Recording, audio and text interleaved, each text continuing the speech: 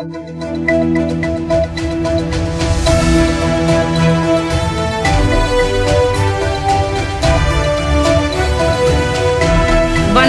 சக்தி சேனலின் புதுவையின் இன்றைய நிகழ்வுகள். சிந்தனை சிற்பி சிங்காரவேலரின் பிறந்த நாளையொட்டி புதுச்சேரி கடலூர் சாலையில் உள்ள அவரது திருவுருவச் சிலைக்கு முதலமைச்சர் ரங்கசாமி மற்றும் பல்வேறு அரசியல் கட்சியினர்கள் மாலை அணிவித்து மரியாதை செலுத்தினர். சிந்தனை சிற்பி சிங்காரவேலரின் பிறந்தநாள் புதுச்சேரி அரசு சார்பில் கொண்டாடப்பட்டது. இதனையொட்டி வெங்கட சுப்பா ரெட்டியார் சாலையில் அமைந்துள்ள அவரது திருவுருவச் சிலைக்கு முதலமைச்சர் ரங்கசாமி, வேளாண் துறை அமைச்சர் ஜெயக்குமார், அரசு கொறடா ஆறுமுகம், சட்டமன்ற உறுப்பினர் லட்சுமிகாந்தன் உள்ளிட்டோர் திருவுருவச் சிலைக்கு மாலை அணிவித்து மரியாதை செலுத்தினர்.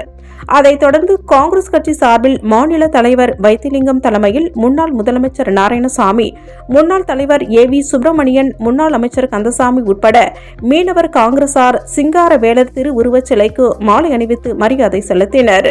இதேபோல் திராவிட முன்னேற்ற கழகம் சார்பில் தமிழக திராவிட முன்னேற்ற கழக அமைச்சர் மா. சுப்பிரமணியன் தலைமையில் புதுச்சேரி திராவிட முன்னேற்ற கழக அமைப்பாளர் சிவா, சட்டமன்ற உறுப்பினர் சம்பத் உட்பட திராவிட முன்னேற்ற கழகத்தினர் சிங்காரவேலரின் திருவுருவச் சிலைக்கு மாலை அணிவித்து மரியாதை செலுத்தினார்கள். மேலும் அண்ணா திராவிட முன்னேற்ற கழக மாநில செயலாளர் அன்பழகன் தலைமையில் நிர்வாகிகள் மற்றும் புதுச்சேரி மக்கள் வளர்ச்சி கழகத்தின் தலைவர் பேராசிரியர் ராமதாஸ் தலைமையில் நிர்வாகிகள் மற்றும் பல்வேறு மீனவ அமைப்புகளைச் சேர்ந்த நிர்வாகிகள் சிங்காரவேலர் சிலைக்கு மாலை அணிவித்து மரியாதை செலுத்தினார்கள். மக்களவை தேர்தலை முன்னிட்டு மது சாராயம் கடத்தலை தடுக்க இரு மாநில காவல்துறையினர் ஆலோசனைக் கூட்டம் தலைமை செயலகத்தில் நடைபெற்றது. மக்களவை தேர்தலையொட்டி மதுபான கடத்தலை தடுக்க புதுச்சேரி மற்றும் தமிழ்நாடு கலால் மற்றும் காவல்துறை அதிகாரிகள் ஆலோசனைக் கூட்டம் புதுச்சேரி தலைமை செயலகத்தில் நடைபெற்றது. கலால் துறை ஆணையர் வல்லவன் தலைமை தாங்கினார். தமிழ்நாடு அமலாக்கத்துறை ஐஜி மயில் வாகனன், சென்னை சரக எஸ்பி செந்தில்குமார், மதுரை சரக எஸ்பி சுஜித்குமார், புதுச்சேரி கலால் துறை துணை ஆணையர் மேத்யூ பிரான்சிஸ், புதுச்சேரி காவல்துறை எஸ்பிக்கள் வீரவல்லவன், பக்தவக்ஷலம், பழனிவேல், வம்சுத ரெட்டி மற்றும் கடலூர், விழுப்புரம், நாகப்பட்டினம், மயிலாடுதுறை, திருவாரூர் மதுவிலக்கு அமலாக்க பிரிவு அதிகாரிகள் ஆகியோர் கலந்து கொண்டனர். கூட்டத்தில் தேர்தலில் வாக்காளர்களை கவர மதுபானங்கள் பயன்படுத்துவதை தடுக்கும் நோக்கத்துடன் மது விற்பனை மற்றும் மதுபானங்களை ஏற்றிச் செல்லும் நேரங்களை குறைப்பது, மதுபான விற்பனை கூடங்களை கண்காணிக்க கேமராக்களை பொருத்துதல், மாவட்ட எல்லைகளில் சிசிடிவி கேமராக்களுடன் கூடிய சோதனை சாவடிகள் அமைத்து கண்காணிப்பை தீவிரப்படுத்துதல், பழைய மது கடத்தல் குற்றவாளிகளை கண்காணிப்பது, மதுபான கடத்தலை தடுக்க எல்லை பகுதிகளில் இருசக்கர வாகன ரோந்து ஏற்பாடு செய்வது குறித்து ஆலோசிக்கப்பட்டது. புதுச்சேரியில் சிறுவனை ஓட விரட்டி 15 பேர் கொண்ட கும்பல் தாக்கும் சிசிடிவி காட்சிகள் சமூக வலைதளத்தில் வெளியாகி பரபரப்பை ஏற்படுத்தியுள்ளது. புதுச்சேரி உருளையன்பேட்டை முத்தமிழ் நகரைச் சேர்ந்தவர் செல்வி. இவரது 15 வயது மதிக்கத்தக்க மகன் வீட்டின் அருகே விளையாடிக் கொண்டிருந்ததாக கூறப்படுகிறது. அப்பொழுது கத்தி, தடி உள்ளிட்ட ஆயுதங்களுடன் திடீரென அங்கு வந்த 15 பேர் கொண்ட கும்பல் சிறுவனை கடத்த முயன்றுள்ளது. அவன் அக்கும்பலிடம் இருந்து தப்பிக்க முயன்று ஓடிய நிலையில் தெருவில் ஓட விரட்டிய கும்பல் சிறுவனை நடு ரோட்டில் மடக்கி ஆபாசமாக திட்டியதோடு கத்தி, தடியால் அவரை தாக்கி கொலை மிரட்டல் விடுத்துள்ளனர். இதில் சிறுவன் படுகாயம் அடைந்த நிலையில் உடனே அரசு மருத்துவமனையில் சேர்க்கப்பட்டான். சிறுவன் கடத்தி தாக்கப்பட்ட சம்பவம் தொடர்பாக அவரது தாயார் செல்வி அளித்த புகாரின் பேரில் உருளையன்பேட்டை காவல்துறையினர் வழக்கு பதிவு செய்து விசாரணை மேற்கொண்டு வருகின்றனர். புதுச்சேரியில் ஒரே நாளில் 10க்கும் மேற்பட்டவர்களிடம் இணைய வழி மூலம் 1 கோடி ரூபாய்க்கும் மேலாக மோசடி செய்த மர்ம நபர்கள் குறித்து சைபர் கிரைம் காவல்துறையினர் விசாரணை மேற்கொண்டு வருகின்றனர். புதுச்சேரி முத்தரையர்பாளையம் பகுதியைச் சேர்ந்த கார்குழலி என்ற பெண் ஆன்லைனில் முதலீடு செய்தால் அதிகம் பணம் சம்பாதிக்கலாம் என மர்ம நபர் கூறியதை நம்பி ரூபாய் 2,60,000 ஏமாந்துள்ளார்.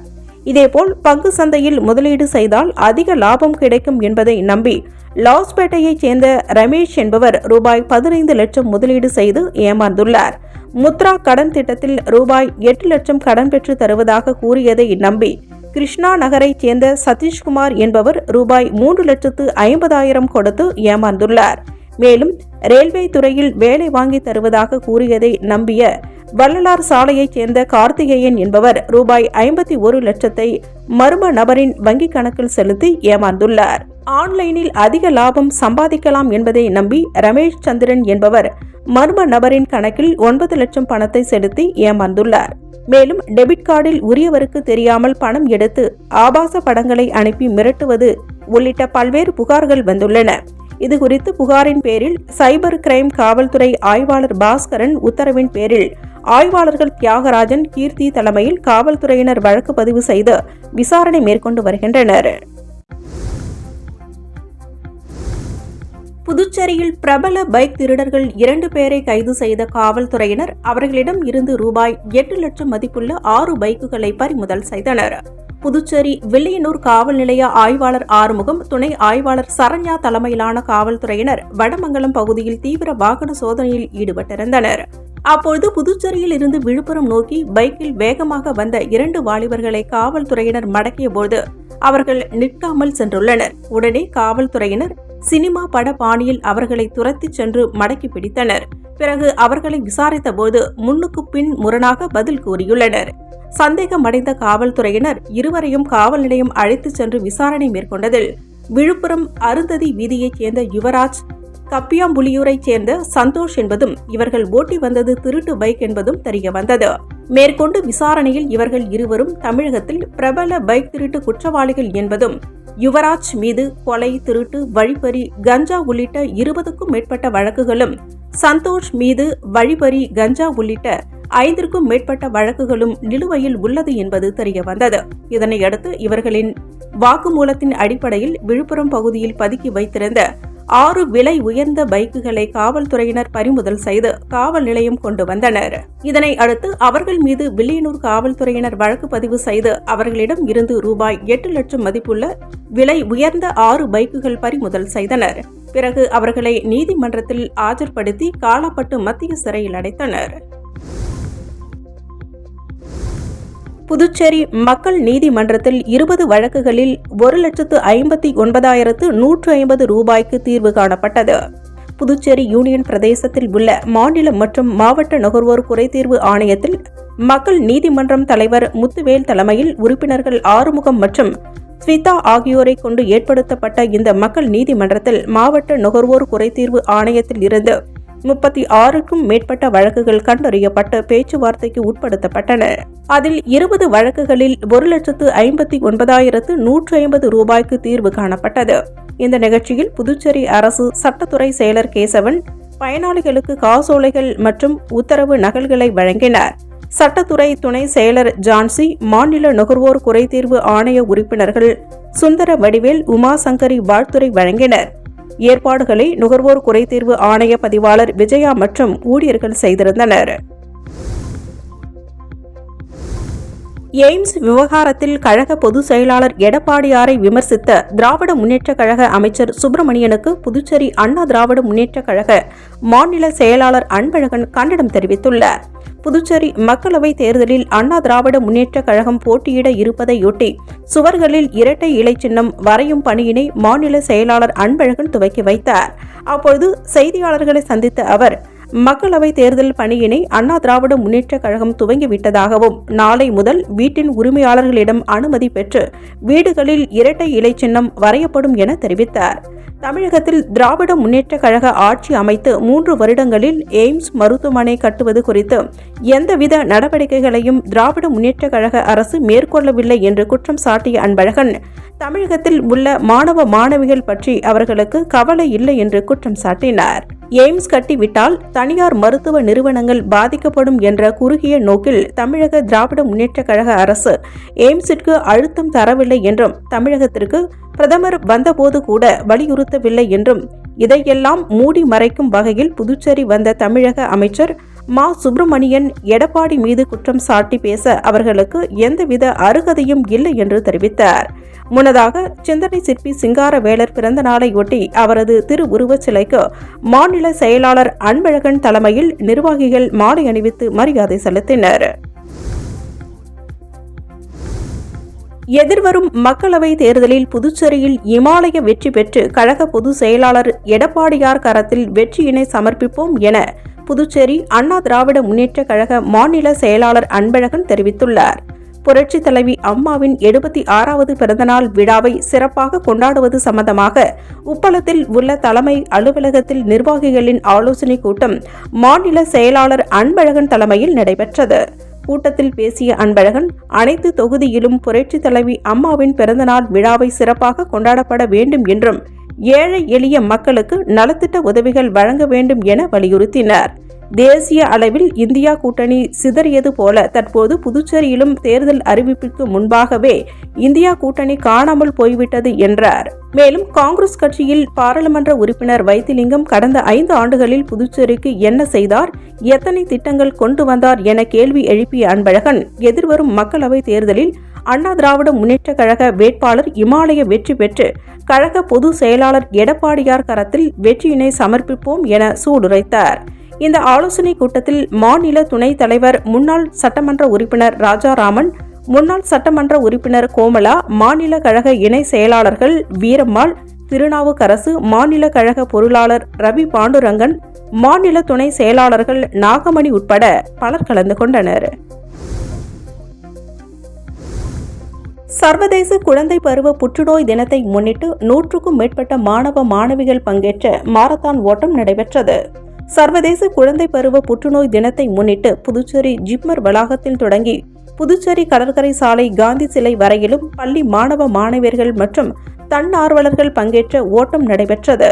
இதில் ஜிப்மர் மண்டல புற்றுநோய் மையத்தின் தலைவர் சுவாமிநாதன் மற்றும் ஷைன் புற்றுநோய் குழந்தைகள் இல்லத்தின் தலைவர் சதீஷ் ஆகியோர் கலந்து கொண்டனர். மாரத்தான் ஓட்டத்தில் பங்கேற்ற அனைவருக்கும் பதக்கங்கள் மற்றும் சான்றிதழ்கள் வழங்கப்பட்டது. முன்னதாக ஓட்டத்தில் பங்கேற்ற பள்ளி மாணவ மாணவியர்கள் மற்றும் தன்னார்வலர்கள் இசைக்கேற்ப நடனமாடி உடற்பயிற்சி மேற்கொண்டனர்.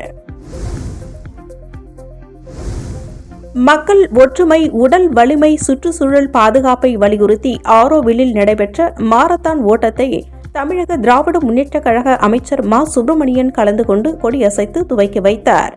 மக்கள் ஒற்றுமை, உடல் வலிமை மற்றும் சுற்றுச்சூழல் பாதுகாப்பு ஆகியவற்றை வலியுறுத்தும் வகையில் ஒவ்வொரு ஆண்டும் பிப்ரவரி 2வது வாரத்தில் விழுப்புரம் மாவட்டம் ஆரோவில்லில் மாரத்தான் ஓட்டப்பந்தயம் நடத்தப்படுகிறது. கடந்த 3 ஆண்டுகளாக கொரோனா தொற்று காரணமாக மற்றும் கிரவுண்ட் சாலை திட்ட பணிகள் காரணமாக மாரத்தான் ஓட்டம் நடத்தப்படாமல் இருந்து வந்தது. இந்நிலையில் தற்போது 14வது ஆண்டாக மாரத்தான் ஓட்டத்திற்கான ஏற்பாடுகள் செய்யப்பட்டுள்ளது.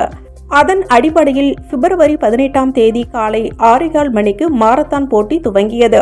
இந்த மாரத்தான் போட்டியில் தமிழக அமைச்சர் மா சுப்பிரமணியன் கலந்து கொண்டு போட்டியாளர்களுடன் சேர்ந்து ஓட்டப்பந்தயத்தில் கலந்து கொண்டு துவக்கி வைத்தார். இப்போட்டியில் 689 பெண்கள், 2293 ஆண்கள் பங்கேற்றனர். 42 கிலோமீட்டர் பிரிவில் 151 பேரும், 21 கிலோமீட்டர் பிரிவில் 1287 பேரும், 10 கிலோமீட்டர் பிரிவில் 1544 பேரும், 5 கிலோமீட்டர் பிரிவில் குழந்தைகள், பெற்றோர்கள், முதியவர்கள் பங்கேற்றனர். இப்போட்டியில் வெளிநாட்டு சுற்றுலா பயணிகள், ஆரோவில் வாசிகள், சுற்று வட்டாரத்தைச் சேர்ந்த இளைஞர்கள் என 2982 பேர் பங்கேற்றனர். இந்த ஓட்டப்பந்தயத்தை பாதுகாப்பாக நடத்த கோட்டக்குப்பம் டிஎஸ்பி சுனில் மற்றும் காவலர்கள் பாதுகாப்பு ஏற்பாடுகளை செய்திருந்தனர். புதுச்சேரி சத்யா சிறப்பு பள்ளி மற்றும் சென்னை ராகாஸ் பல் மருத்துவக் கல்லூரி மருத்துவமனையுடன் இணைந்து ஆரோவில்லில் உள்ள சத்யா தொழில் பயிற்சி மையத்தில் அறிவுசார் குறைபாடுகள் உள்ளவர்களுக்கு திறன் பயிற்சி அளித்து வேலை வாய்ப்புகளை பெறுவதற்கான தனிநபர்களுக்கான பல் உதவியாளர் பயிற்சி திட்டத்தை தொடங்கியுள்ளது. இந்த நிகழ்ச்சியில் சத்யா சிறப்பு பள்ளியின் இயக்குநர் சித்ரா ஷா வரவேற்புரை வழங்கி திட்டத்தின் பற்றிய நோக்க உரையாற்றினார். ராகாஸ் பல் மருத்துவக் கல்லூரி மற்றும் மருத்துவமனை தலைவர் பேராசிரியர் டாக்டர் மதன்குமார் நிகழ்ச்சியின் முக்கியத்துவத்தை எடுத்துரைத்தார். புதுச்சேரி பல் மருத்துவ அறிவியல் நிறுவனத்தின் இயக்குநர் doctor Senthilkumar, doctor Balabhaskar, doctor Kavipriya Rajan, Puducherry அரசின் வாய்வழி சுகாதார திட்டத்தின் நோடல் அதிகாரி ஆகியோர் இந்நிகழ்ச்சியில் சிறப்பு விருந்தினர்களாக கலந்து கொண்டனர். பல் உதவியாளர் பயிற்சியானது 6 மாத காலம் பயிற்சி திட்டம் ஆகும். இதில் முதல் பகுதியாக 10 மாணவர்களுக்கு பயிற்சி அளிக்கப்படுகிறது. இதில் புகழ்பெற்ற நிறுவனங்களின் பயிற்சி பெற்ற நிபுணர்களால் பயிற்சி அளிக்கப்படும். அதற்காக பாடத்திட்டத்தை சென்னை ராகாஸ் பல் மருத்துவக் கல்லூரியைச் சேர்ந்த பல் மருத்துவ நிபுணர்களால் தயாரிக்கப்பட்டுள்ளது. இப்பயிற்சியினை திறம்பட முடிப்பவர்களுக்கு வேலை வாய்ப்புகளை உருவாக்கி தரவும் பயிற்சி எடுக்கப்படும்.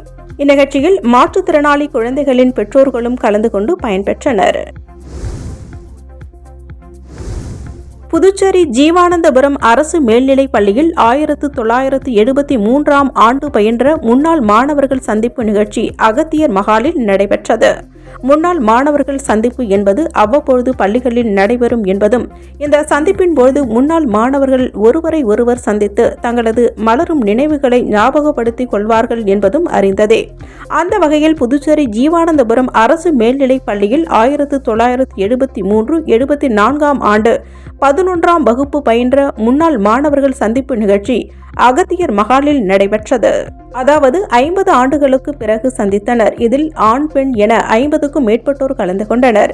இவர்கள் அனைவரும் தங்களின் பள்ளி பருவ காலத்தில் நடைபெற்ற சுவாரஸ்யமான விஷயங்களை பேசி மகிழ்ந்தனர். மேலும் ஒருவருக்கொருவர் கைகுலுக்கி ஆடி பாடி மகிழ்ச்சியினை தெரிவித்துக் கொண்டனர். முன்னாள் மாணவர்கள் அனைவருக்கும் நினைவு பரிசுகள் வழங்கப்பட்டன. நிகழ்ச்சிக்கான ஏற்பாடுகளை முன்னாள் மாணவர்கள் ஜனார்தனன், ராமராஜ், சின்னதுரை, இருசன், மாரிமுத்து உட்பட பலர் செய்திருந்தனர். ஏம்பலம் தனி தொகுதியினை பொது தொகுதியாக மாற்றக் கோரி 2வது கட்ட ஆலோசனைக் கூட்டம் கரிக்கலாம்பாக்கம் திரௌபதி அம்மன் ஆலய வளாகத்தில் நடைபெற்றது. புதுச்சேரியில் தனி தொகுதி என்பது ஆதி திராவிடர் மற்றும் பழங்குடியினர் மட்டும் போட்டியிடக்கூடியது. பொது தொகுதி என்பது அனைவரும் போட்டி போடக்கூடியது. சமூக ரீதியாக காலம் காலமாக அரசியல் உரிமை மறுக்கப்பட்ட மக்களுக்காக உருவாக்கப்பட்ட சட்டம் இது. அந்த வகையில் புதுச்சேரி மாநிலத்தில் திருபுவனை, உசுடு, ஏம்பலம், நெட்டப்பாக்கம், நெடுங்காடு ஆகிய 5 தொகுதிகள் தனி தொகுதிகளாக இருந்து வருகிறது. எனவே ஏம்பலம் தொகுதியினை பொது தொகுதியாக அறிவிக்க வலியுறுத்தி கரிக்கலாம்பாக்கம் பகுதியில் மக்கள் போராட்ட குழு சார்பில் 2ஆம் கட்ட ஆலோசனை கூட்டம் நடைபெற்றது. இதில் ஏம்பலம், தனிக்குப்பம், கரிக்கலாம்பாக்கம், கோர்க்காடு, அரங்கனூர், சேலியமேடு உள்ளிட்ட பகுதிகளைச் சேர்ந்த 50க்கும் மேற்பட்டோர் கலந்து கொண்டு ஆலோசனை நடத்தினர். கூட்டத்தில் ஏம்பலம் தொகுதி முழுவதும் பொது தொகுதியாக மாற்ற விழிப்புணர்வு பிரச்சாரம் செய்ய வேண்டும், மத்திய மாநில அரசிற்கு தெரிவிக்கும் வகையில் பலகட்ட போராட்டங்களை நடத்த வேண்டும், கடந்த 76 ஆண்டுகளாக தனி தொகுதியாக இருந்து வரும் ஏம்பலம் தொகுதியினை பொது தொகுதியாக மாற்றாத மத்திய மாநில அரசுகள் மற்றும் இந்திய தேர்தல் ஆணையத்தை கண்டித்து நீதிமன்றத்தில் பொதுநல வழக்கு தொடர வேண்டும், கிராமங்கள் தோறும் போராட்ட குழுக்கள் அமைத்து போராட்டம் நடத்த வேண்டும் என்பது உள்ளிட்ட பல்வேறு தீர்மானங்கள் கூட்டத்தில் நிறைவேற்றப்பட்டது. கால்நடைத்துறை வளாகத்தில் நின்று கொண்டிருந்த இருசக்கர வாகனத்தின் கீழ் பதுங்கிய 5 அடி நீள பாம்பை அரை மணி நேரம் போராடி மருத்துவர் மீட்ட வீடியோ இணையதளத்தில் பரவி வருகிறது. புதுச்சேரி மறைமலை அடிகள் சாலையில் கால்நடை மருத்துவமனை இயங்கி வருகிறது. இங்கு பணியாற்றி வரும் ஊழியர்கள் தனது இருசக்கர வாகனத்தை எடுத்தபோது சீட்டிற்கு கீழே பாம்பு இருப்பதை கண்டு அலறி ஓடினர். உடனே உள்ளே இருந்த கால்நடை மருத்துவர் குமரன் அரை மணி நேரம் போராடி 5 அடி நீளமுள்ள பாம்பை பிடித்தார். இதை கூடியிருந்த ஊழியர்கள் அச்சத்துடன் அலறி பயந்த போதும் துணிச்சலுடன் பாம்பை பிடித்து பையில் போட்டு வனத்துறையிடம் கால்நடை மருத்துவர் ஒப்படைத்தார். தற்போது இந்த வீடியோ இணையதளத்தில் பரவி வருகிறது. தமிழகத்தில் பஞ்சு மிட்டாய் விற்பனைக்கு தடை விதிக்கப்படுவதாக மக்கள் நல்வாழ்வுத்துறை அமைச்சர் மா. சுப்பிரமணியன் அறிவித்துள்ளார். அதே நேரத்தில் நிறம் கலந்த பஞ்சு மிட்டாய்க்கு மட்டுமே தடை விதிக்கப்பட்டுள்ளதாக அவர் தெளிவுபடுத்தியுள்ளார். பஞ்சு மிட்டாய்கள் குழந்தைகளையும் பெரியவர்களையும் கவரும் ஒரு வித இனிப்பு பொருளாகும். சர்க்கரை பாகினால் ஒரு இயந்திரத்தின் மூலம் செய்யப்படும் இந்த பொருளை மொத்தமாக அழுத்தினால் மிகவும் சிறிய அளவிலேயே மிட்டாய் இருக்கும். இந்த சிறிய அளவுதான் இயந்திரத்தின் மூலம் காற்றால் பஞ்சு போல் பெரியதாக இருக்கிறது. இதில் ரசாயனம் இருப்பதாக சொல்லப்படுகிறது. மேலும் இந்த பஞ்சு மிட்டாயினை நிறைய சாப்பிட்டால் இருமல் வரும். இந்நிலையில் புதுவை கோரிமேடு பகுதியில் விற்பனை செய்யப்பட்ட பஞ்சு மிட்டாய்களில் ரோடமைன் என்ற உடலுக்கு கேடு விளைவிக்கும் ரசாயனம் இருப்பது கண்டுபிடிக்கப்பட்டுள்ளது. இதை உணவு பாதுகாப்பு துறை அதிகாரிகள் ஆய்வு செய்தபோது அந்த ரசாயனம் புற்றுநோயை உருவாக்கும் என தெரியவந்தது. இதனை அடுத்து புதுச்சேரியில் ரசாயனம் கலந்த பஞ்சு மிட்டாய் விற்பனைக்கு தடை விதிக்கப்பட்டுள்ளது. இந்நிலையில் புதுச்சேரியில் அமைச்சர் மா. சுப்பிரமணியன் செய்தியாளர்களை சந்தித்தார். அப்போது அவர் கூறுகையில், தமிழகத்தில் நிறமி கலக்கப்பட்ட பஞ்சு மிட்டாய்க்கு தான் தடை விதிக்கப்பட்டுள்ளது என்றும் வெண்மை நிற பஞ்சு மிட்டாய் விற்பனை செய்ய தடை இல்லை என அமைச்சர் தெரிவித்தார். இதனை அடுத்து நிறம் கலக்காத பஞ்சு மிட்டாய்கள் பல பகுதிகளில் விற்பனை செய்யப்படுவதாக சொல்லப்படுகிறது. இந்தியாவுடன் மோதல் போக்கை கடைபிடித்து வருவதால் மாலத்தீவில் வருமானம் என்பது பெரிய அளவில் சரிந்துள்ளது. இத்தகைய சூழ்நிலையில்தான் மாலத்தீவு திவாலாகியுள்ளதாக தகவல்கள் வெளியாகியுள்ளன. மேலும் அந்த நாடு உதவி கேட்டு சர்வதேச நாணய நிதியத்தை நாடியுள்ளதாக பரபரப்பான தகவல்கள் வெளியாகியுள்ளன. இந்தியாவின் அண்டை நாடாக மாலத்தீவு உள்ளது. தீவு தேசமான இந்த நாட்டின் வருமானம் என்பது சுற்றுலாத்துறையினை சார்ந்தே இருக்கின்றது. மாலத்தீவில் உள்ள கடற்கரைக்கு இந்தியா உட்பட பிற நாடுகளில் இருந்து ஆண்டுதோறும் அதிகமான சுற்றுலா பயணிகள் சென்று வருகின்றனர்.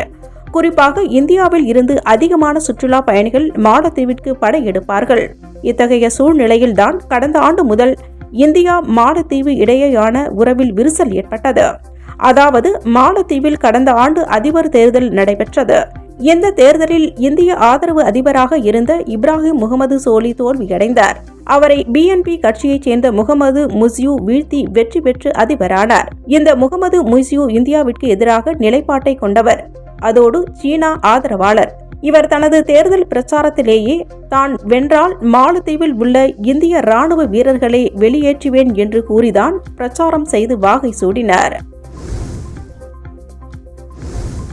இங்கிலாந்து அணிக்கு எதிராக 3வது டெஸ்ட் போட்டியில் இந்திய அணியின் விக்கெட் கீப்பர் த்ருவ் ஜீரேல் தன் அறிமுக போட்டியிலேயே கீப்பிங்கில் சிறப்பாக செயல்பட்டு பாராட்டுகளை குவித்துள்ளார். இந்தியா இங்கிலாந்து அணிகள் 5 போட்டிகள் கொண்ட தொடரில் பங்கேற்றுள்ள நிலையில் முதல் 2 போட்டிகளில் KS பாரத் விக்கெட் கீப்பராக செயல்பட்டார். அவர் கீப்பிங்கில் ஓரிரு தவறுகள் செய்தார். அதைவிட மோசமாக பேட்டிங்கில் ரன் குவிக்காமல் தடுமாறினார். அதனை அடுத்து இளம் விக்கெட் கீப்பரான த்ருவ் ஜீரேலுக்கு 3வது டெஸ்ட் போட்டியில் வாய்ப்பு அளிக்கப்பட்டது. இந்திய டெஸ்ட் அணியில் ரிஷப் பண்டுக்கு இணையாக எந்த விக்கெட் கீப்பரும் செயல்படாத நிலையில் இளம் வீரரான த்ருவ் ஜீரேல் மீது அந்த எதிர்பார்ப்பு இருந்தது. பேட்டிங்கில் நிதான ஆட்டம் ஆடிய போதும் 3 சிக்ஸ் அடித்த த்ருவ் 46 ரன்கள் சேர்த்து தன் பேட்டிங் திறமையினை நிரூபித்தார். அடுத்து இங்கிலாந்து அணியின் 2வது இன்னிங்ஸ் போட்டியின் போது அதிரடி வீரர் பென் டக்கெட் ரன் அவுட் செய்து திருப்பு முனையினை ஏற்படுத்தினார். பென் டக்கெட் முதல் இன்னிங்ஸில் சதம் அடித்திருந்த நிலையில் அவர் விக்கெட்டை விரைவாக வீழ்த்த வேண்டும் என்ற பதற்றத்தில் இருந்தது இந்திய அணி. அப்பொழுது 7வது ஓவரில் முதல் பந்தை அடித்த டக்கெட் ரன் ஓட முயன்றார். அப்பொழுது பந்தை சிராஜ் எடுத்ததை பார்த்த அவர் மீண்டும் கிரீஸுக்கு ஓடி வர முயன்றார். சிராஜ் பந்தை எடுப்பதற்கு முன்பாகவே தூரத்தில் இருந்த த்ருவ் ஜீரேல் மின்னல் வேகத்தில் ஓடி வந்து ஸ்டம்ப் அருகே பந்தை பிடித்து ரன் அவுட் செய்தார். அவரது சரியான யோசனை மற்றும் துடிப்பான செயல்பாட்டால் மட்டுமே இந்த ரன் அவுட் சாத்தியமானது. இந்த வகையில் பேட்டிங் மற்றும் விக்கெட் கீப்பிங்கில் ரிஷப் பண்டிற்கு இணையாக வீரராக தன்னை அடையாளப்படுத்திக் கொண்டிருக்கிறார் த்ருவ் ஜீரேல். அதுவும் தனது அறிமுக போட்டியிலேயே நல்ல பெயரை வாங்கிவிட்டார். இனி அவருக்கு இந்திய டெஸ்ட் அணியில் தொடர்ந்து வாய்ப்புகள் கிடைக்கும் என எதிர்பார்க்கலாம். இத்துடன் சக்தி சேனலின் புதுவையின் இன்றைய நிகழ்வுகள் முடிவடைகின்றன. வணக்கம். உங்கள் சக்தி சேனலின் புதுவையின் அன்றாட நிகழ்வுகளை உடனுக்குடன் தெரிந்து கொள்ள சக்தி சேனல் புதுச்சேரி யூடியூப் சேனலை சப்ஸ்கிரைப் செய்து கொள்ளுங்கள். மறக்காமல் பெல் பட்டனையும் கிளிக் பண்ணுங்க, ஷேர் பண்ணுங்க, லைக் பண்ணுங்க. உங்கள் சக்தி சேனல்.